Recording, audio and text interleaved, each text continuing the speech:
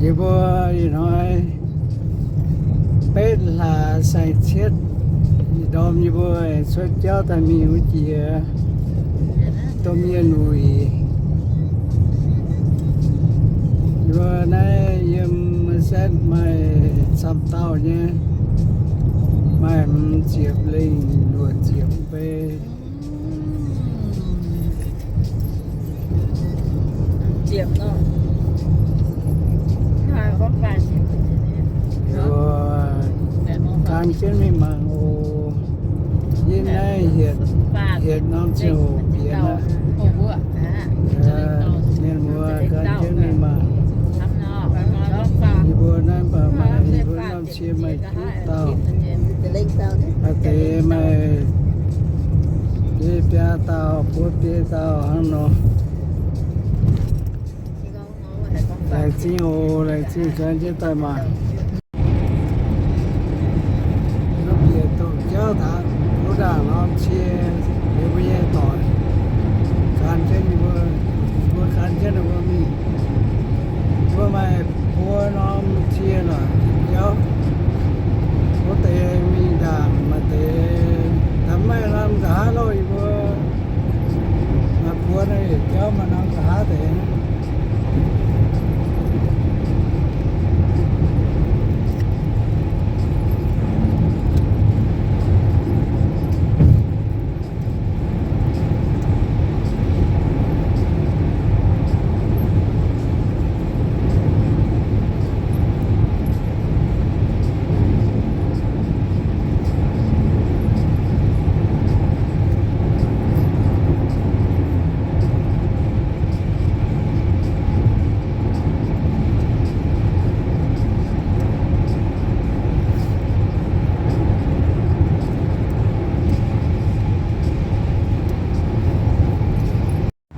nhưng mà thằng này vé xe đi này nhận hàng nhận sớm nhé cả để bữa em cả nóm đi bữa em cả nóm có thể quan nhớ chia nhóm quan em đi nhóm quay ra mà cũng thăm một chỉ em phải vậy này đó thì này nhỉ đi bay quan vậy đấy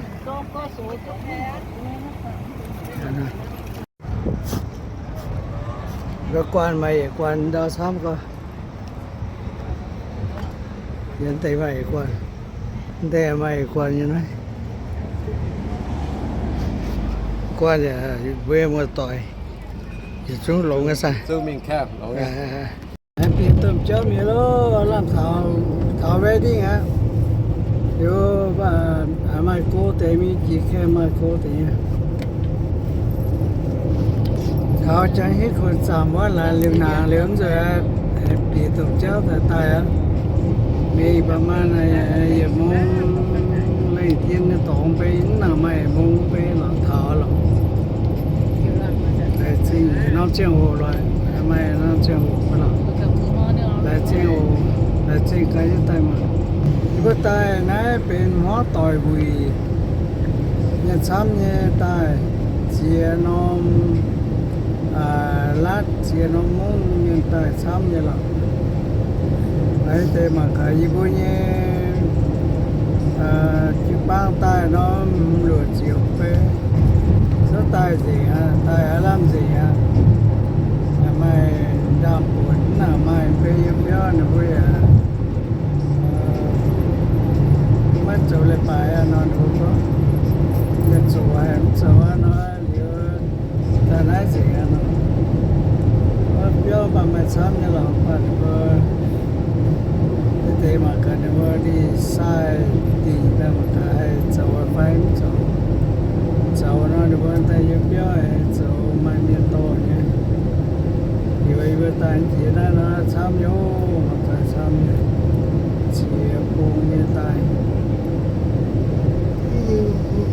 rồi thôi thì nó chạy phút chạy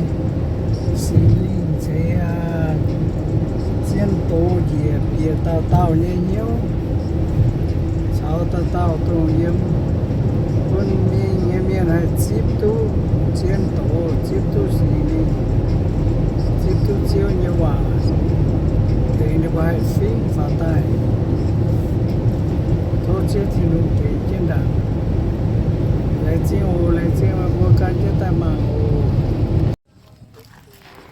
thà ra tà lô bơ cái nhựa tôi mong có bơ thà ra tà lô mà cả giờ chọt quá diện đâu luôn nó tao phao chim á sản nó nếu phao chim á để phao chim á bơ gì nói mà thì chọt trên đâu tăngแต่ว่าตามมันมีรอตอมก็อย่าให้ติ้งให้ในจริงมาเซ็ตกวนนะมาเซ็ตกวนเยี่ยมน้องเปียวนะตาอยู่เสียงฟินแสงตาเนี่ยก่อเจ็ดนะ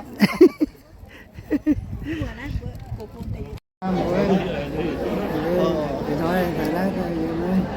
mất thời cho giống như có đồ quy chung quy sang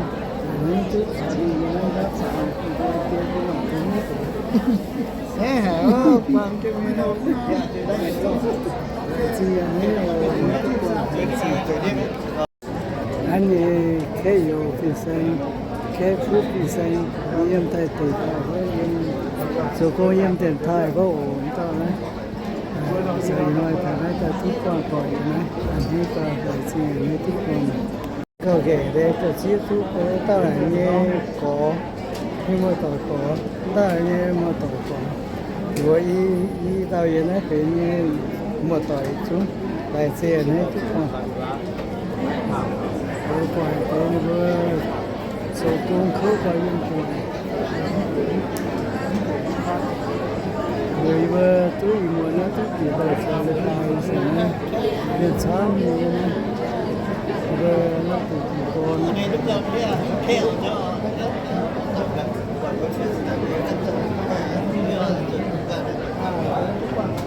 cái đó là tao đấy welcome to 2025 family camp and it's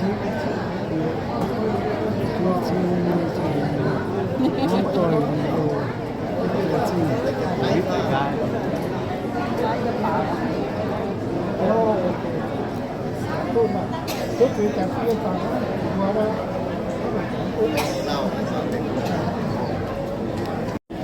tao nhiều quê tao nhiều quê nhiều dùng xe chỉ là để giúp mình vừa là chị người xuống nhiều ý kiến ý hàng vừa mà đối với những con tỏi sau đây đối với những số trường chỉ biết là những chỗ của chị xin á và đối với trang pha của mình chào với ta ý hàng vừa mà đối với những con tỏi những con Canada Subi tại ở những Seattle những Portland những Night Breeding những đối với những Mountain View những Sacramento và Samlang Jepang, di mana mungkin semua ada Samlang Jepang, Mesir, Auckland, Australia, dan juga di Alaska, yang saya kenal tahu. Thái Quốc mà dân Thái Tây Tây, để chế bài làm ăn Thái Tây Tây có sẽ là làm sao đấy,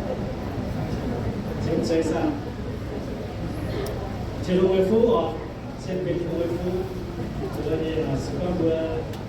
vừa thay thế hiện tại với tai hơn cho nên là sẽ và thay thế hiện tại với tai đồng yên là với tai của chị chiều nhiệt cô tai vừa tai vừa đi sản xuất vừa đi phải khu phiền là sẽ phiền đồng yên làm ra xây đối với lối hướng xếp với hiện số ổ còn chỉ có một tiền mình nó chỉ bằng tỏi đối với những mắt sổ chuẩn luôn đối với những nó phải chỉ xin á và đối với những người nói cái tu đối với những nói là mà hắn tao muốn cái thứ ship của chín hùng là của can cho nên chỉ bằng tỏi phải điều nó tỏi chuẩn của tai nó gì mình mai vậy mai nó rồi đúng không rồi nít dùng quá tao nó thôi chỉ xin ổ thôi số chỉ xin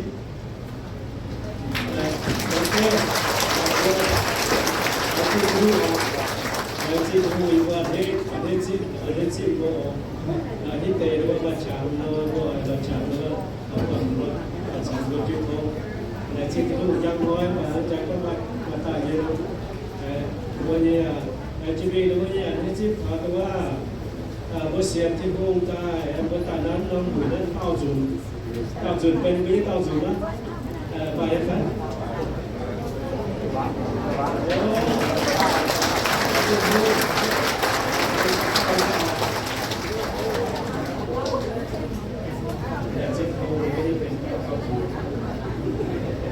เกิดจะมีนะแต่ว่าพวกผมเรียนเขาเนี่ยอีหางมาอยู่เนี่ยเมียน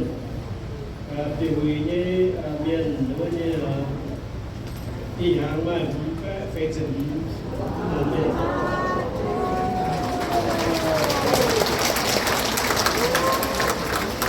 ยังมาเตะได้ว่าแต่จะแค่นั้นนั่นแต่ผมอีหางอีมันว่าไอ้พายมันก็ฟังว่า register เดี๋ยวน้ำมือเนี่ยเวลาที่ที่ว่าเวลาที่ที่ว่าน้ำเบอร์ห้างเงี้ยว่าบ่อยแรงที่ที่ว่าเนี่ยท่องเที่ยวเซฟโฟคุณแต่หน้าหุ่ยหัดซิปก็ทัวร์โฟเยี่ยมด้วยหายเนี่ยว่าเยี่ยมหายซูเยี่ยมหายโตหรือว่าเนี่ยคุณตัวหายซิปก็ทัวร์โฟหรือคุณตัวส่วนมีกับคุณตัวหัดสั่งจอมเนี่ยนะจอมเนี่ยที่ฟัดโฟเนี่ยแต่วันนี้วันเนี่ยคุณว่าคุณมาจุดก่อนหรอน่าเป็นวันนี้วันนี้พวกเราวัดแต่เขาเนี่ยเจ้าเสด็จตรงนั้นก็คือตายดีแล้ววีคุณว่าใครว่าสิ่งนี้หรือว่าสิ่งนี้เป็นผู้ใหม่สักโก้หรือว่าผู้หัดจอมโลกที่พุ่งนะหรือว่าผู้การโลกที่พุ่งหรือว่าผู้สูงที่พุ่งแต่ตรงนั้นขนมเจ้าผู้สูงที่พุ่งยังผู้จิ๋วปังนั่นแต่ยังผู้จิ๋วปังหรือว่าเนี่ยผู้สูงที่พุ่งจิ๋วก้อนหรือว่าผู้เจ้าที่มีอะไรอีกวันที่ได้แล้วอย่าไว้แล้วว่าเนี่ยผู้ไปยุ่งแต่เขาอีกอย่างนี้สุดโตเบียนไอ้ร้านสุดโตเบียนเซ่หรือว่าแต่เย็ดเซ่นะส่วนเรื่องฟิตแซงส่วนเรื่องฟิตแซงเป็นข้าวเก่า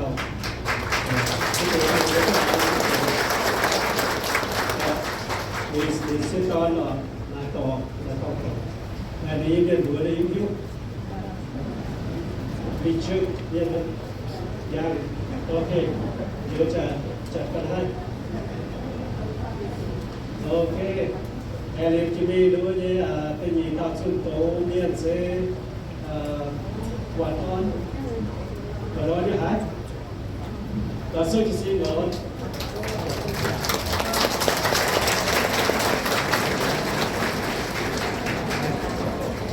ร้อนด้วยตัวเมียนจะซื้อได้ไม่ใช่ไปเอาBig Patrickมีตัวนี้อันนี้เป็นเป็นวันวันนี่ว่าเซนว่ามาอีตาหรือว่าเป็นสุดโต่งหรือว่าฟองเวียนว่าต่อกับกาวตัดจีไรกันแกหรือว่าเซบุกันหรือว่านี่จุปังอะไรตัวนักบอลเป็นตัวคิ้วยันนะสุดโต่งแล้วก็หรือว่าเอ็กซิทรูอีหางไม้แค่ฟูฟิตแซนก็ทุกวันเที่ยวว่า EMBC ก็เตรียมท่ากันล่าวะเลยหาคนเสพฟุกคนไปยิงเขาตาหายแต่เราเนี่ยก็แค่ฟุกใส่หายโยนดีไหมนี่ก็ต้องทำอีเซนเยอะไปฮะไปดีนะ ยกขาดาวยกให้ขาดาวโอเคจำไว้ตัวบ้านด้วยเนี่ยมีเมียคุยกับฮันซิงทุกอย่างก็จะออกตัวเรียนก็ได้เนี่ยเดี๋ยวว่ามันก็หาเขาไม่ก็ได้ว่าแจ้งผู้พิเศษก็อย่างมันเซ็ง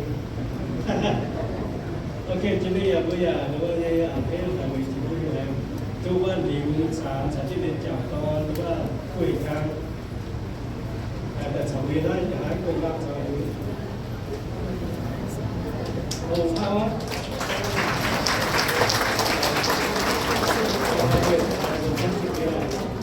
คุยกันเดี๋ยวจะคุยจุดเดี๋ยวว่าคุยกันเนี่ยทุกวันนี้ทุกการเนี่ยจิปังต่อยทุกการเนี่ยว่ายังชอบไปกับคนสอนเรียนวันนี้สัตว์สิ่งสอนยิ่งก่อนแหวนก็เกิดสามีนั้นผู้ใหญ่ให้ชื่ออุดรสนามเที่ยวยิ่งใหญ่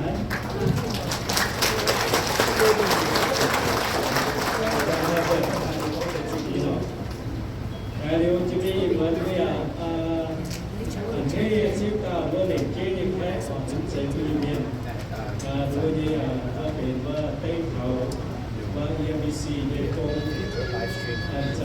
We also like to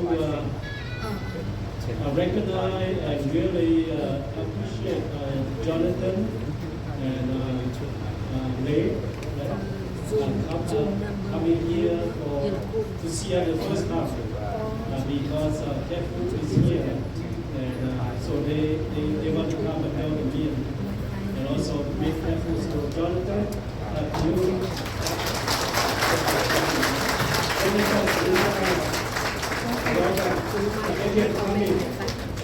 and we hope in cái EBC bây giờ bài kêu là không nhiều rồi nói cũng nhiều rồi là cũng phải trả sự yêu cầu để cho mình đối với anh bàiประเด็นเกี่ยวกับเรื่องต่อไปน้องอะไรแบบนี้ประมาณก็ไม่นะ